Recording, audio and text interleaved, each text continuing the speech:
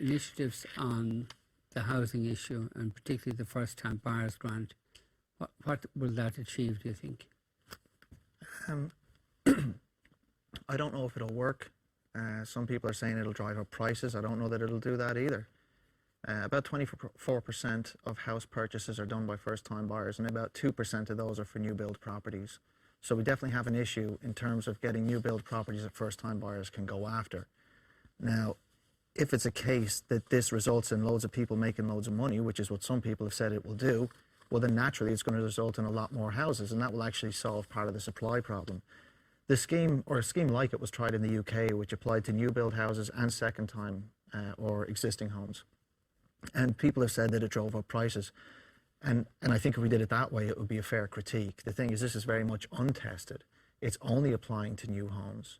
So I think it's going to be a case of having to wait and see. I don't think it's fair to predict that it will be a wild success or a wild failure, or that it will make house prices do anything, because the biggest mover of house prices at the moment, when you have a shortage, is the likes of central bank rates at 0, which means that money flows rapidly into all asset classes. And this is happening around the world. House prices are going wild in all sorts of places. And then you've got, central banks playing the same game at the same table, but with an opposing hand saying, no, we want to limit house prices.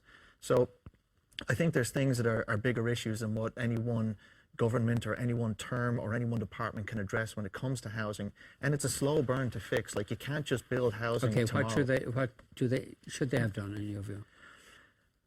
Well, I think they should probably not ask me, because like, if there was a golden answer out there, somebody would have had it by now. It's incredibly difficult. Housing is a big complex machine, and really all you can do is tinker with one part of it and tinker with another part and try and see what you can get right.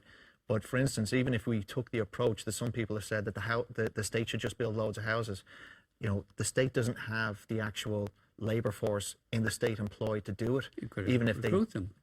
Okay, but from where? Because there's labor shortages already in construction. So, like, that's fine. Let's recruit them. Maybe where? From abroad? From here? Do we pay them more? Does that then cause inflation in construction costs? So each thing has a knock-on effect that makes it really difficult to fix. And sadly, I think it's just going to take a long time for this to, to resolve itself. But rising rents make rising prices. So prices were rising before this was ever announced.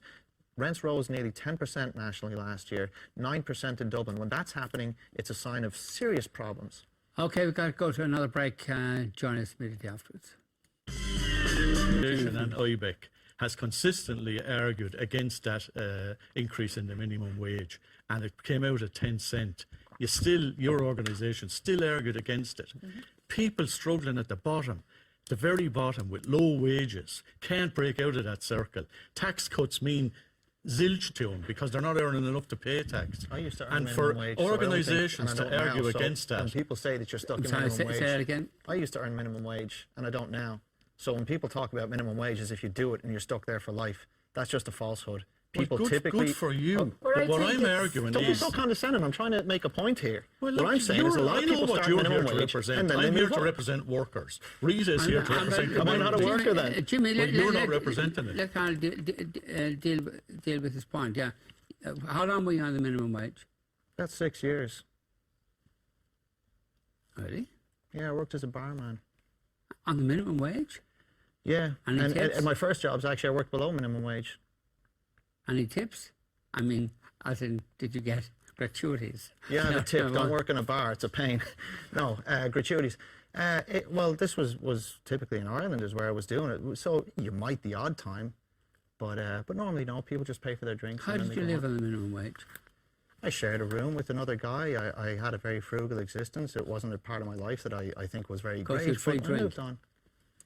But I got educated. I did night classes. I did other things. I started a company. So eventually, what it shows, like, if you look at where people go in their journey through life, they typically don't stay their life on the minimum wage. I'm sure you earn more now than you did 40 years ago. Like, this is a normal thing. So discussing it as if you're in this perpetual doom. Years ago? I mean, but surely we have to have a vision